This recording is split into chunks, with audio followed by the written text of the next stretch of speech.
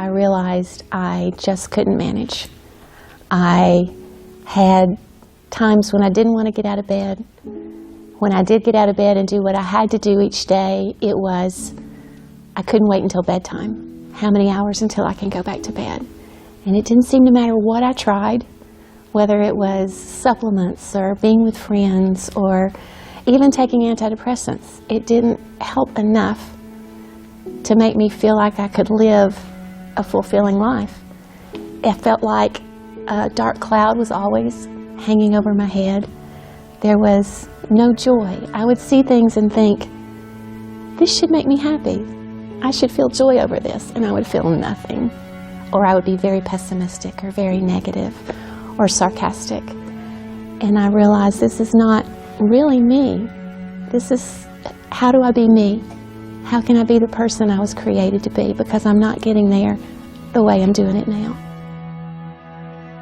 About 3 years into my marriage with Tracy, I was sound asleep one night, and I was startled awake by the sound of Tracy screaming.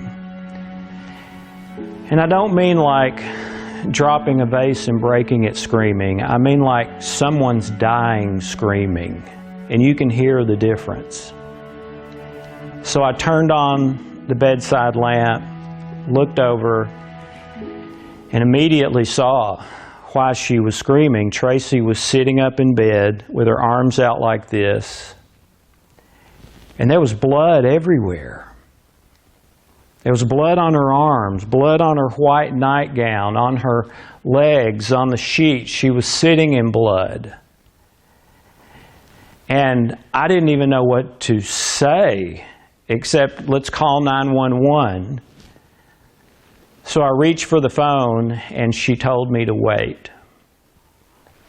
She just figured out that she wasn't bleeding internally, she wasn't injured, and it was coming out of her body from a weird injury somehow.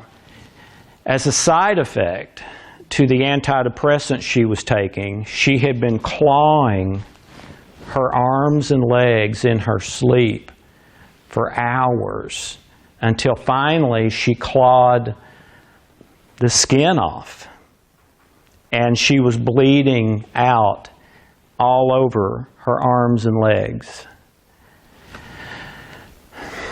That was the worst side effect she ever had, and by the way, I've seen that in a number of other people since. But she had many side effects to different prescription medications. She was on for depression and anxiety. Let me back up and tell you how this started.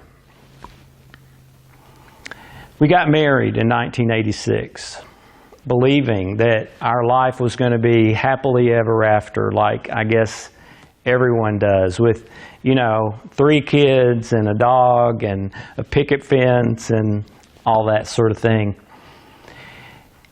About a year and a half later, we realized something was terribly wrong.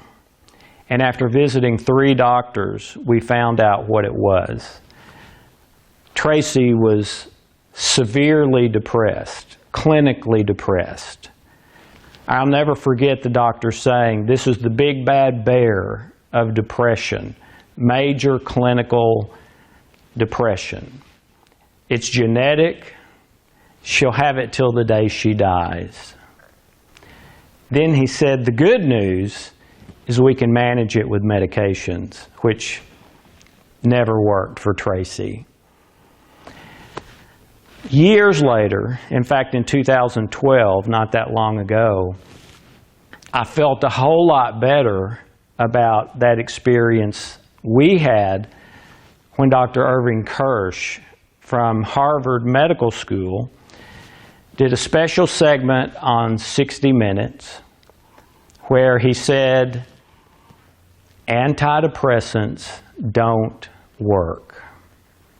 And he took so much criticism from his medical colleagues for saying that, but he was compelled to say it because of his dedication to the truth.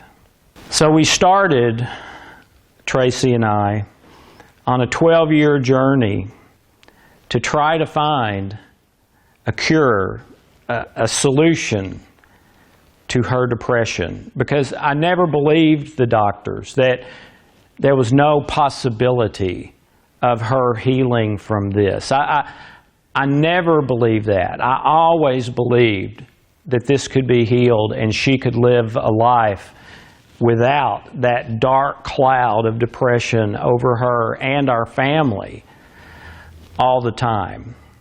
So as part of my search, I went back to graduate school to get a PhD in psychology and become a psychologist.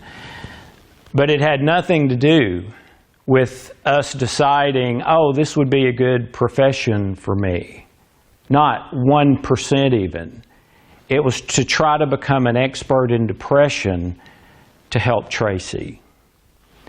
Well, I'd love to tell you that I did that and I found the solution and it healed her depression, but that wouldn't be the truth. And it's not the truth for most people in my experience now, a lot of years later. I didn't find any solutions. I went to school, I got the PhD, I started private practice, but I didn't find the solutions there. In fact, I really found more frustration there. In 2001, I was in Los Angeles, had been there for a workshop, and Tracy called me, and she was having a horrible depressive episode. She was locked in the bedroom, sitting in the corner on the floor, hardwood floor, in her nightgown, with a blanket pulled over her head, weeping, where she'd been all night long. Couldn't move. She was paralyzed. She had great difficulty even talking, but she called me. And with the little bit that she could get out talking, I knew what was going on. She was having a horrible depressive episode, was paralyzed, but there was nothing that I knew then that could help her with that. Now, she hadn't had one that bad in years, but here she was again. So I didn't know what to do. I kept telling her how much I loved her, that I was on the way home, that we were never going to give up. We were going to find somehow, somewhere, the solution to this. And I would not give up until we did. So I talked to her as long as I could till the stewardess made me put my phone away, and then the plane took off. And I did what I'd done every day for 12 years. I prayed that God would heal her depression, because I didn't have any tools that seemed to work.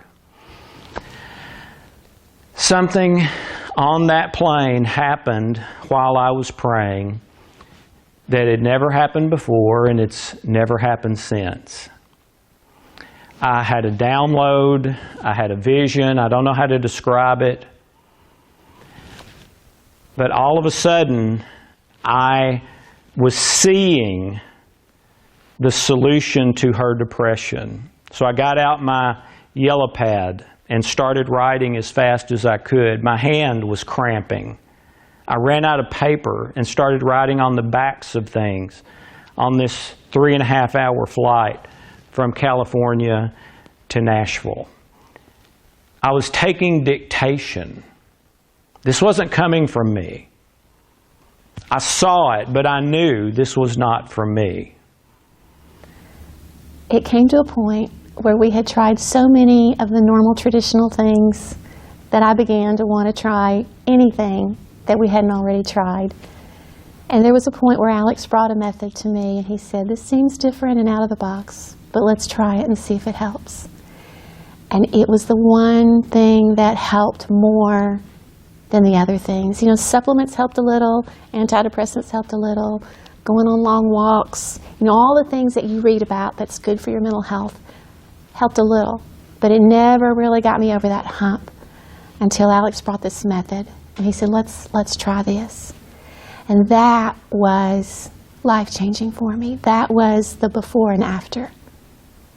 That's where I began to be able to feel like I was leading whatever a normal life is for me. That's what began that life, the new life for me. As soon as the flight attendant would let me after we landed, I got on my phone so excited, called Tracy. She was still on the floor in the corner, and told her that I believed I had been given something that was going to heal her depression. She had no idea what it was. She thought maybe I was a little bit too sleep deprived or something like that. So hung up the phone, drove home, went right in there, got her to unlock the door, got her on a chair, even before she changed out of her nightgown. I didn't want to waste a minute. Referred to my notes that I'd taken over those 3.5 hours, and we did the process on her for the first time. First time for anybody. In 45 minutes, her depression was gone. Now, it came back. By the time she'd done it for 3 weeks, it went away and has never been back again. That was 17 years ago. And a few years later, she changed her name from Tracy to Hope, because she kept saying, you know, when I hear Tracy, I think about the depressed me. And that's not who I am anymore. So she went before a judge because the main thing she had felt all those years was hopeless. So ever since then, to me and our family, she's been hope and a totally different person than she was before. And yes, to those medical doctors that we consulted with all those years ago, her depression has completely healed. The difference it's made in my life has been really huge. Like, the tone of our entire household is so different. The house just would not be the same without her. And she's pretty incredible. So since that time, we now have clients in all 50 states, 172 countries, and counting, where thousands and thousands of people who had similar stories to Hope now have also the similar story of something healing that wasn't supposed to be able to heal. I believe the reason for that is that because we've missed the cause, we've missed the source. In science, in ministry, in medicine, for the last 75 years, basically we've been told that these problems in our life come from 5 areas, or 1 of 5 areas, or 3 of 5 areas. They are the physiology of your body, including brain chemistry, which everyone knows is related to depression and anxiety, negative emotions, negative thoughts, self-defeating behaviors and addictions, and conscious beliefs. And hundreds of fortunes have been made in the last 75 years selling those things as the solution to these problems that 1 out of 2 of us have. You might find it interesting that there's an approximate 90% failure rate for those 5 things. 90%. Only 10% of people who seek help, who seek treatment for these life issues, find any measure of success. 90% spend their money, work hard as Hope did, and are left with there must be something wrong with me because everyone else seems to be able to do it, but I can't. And I want to tell you right now, today, it is not your fault. The solution, number 2, is not trying harder. Number 3, you can experience healing no matter where you are, starting right now, today, at home, in your pajamas. Because we've been doing it with people all over the world for 17 years, and we would be honored to help you in some of those same ways, or people that you love and care about. That's what I do.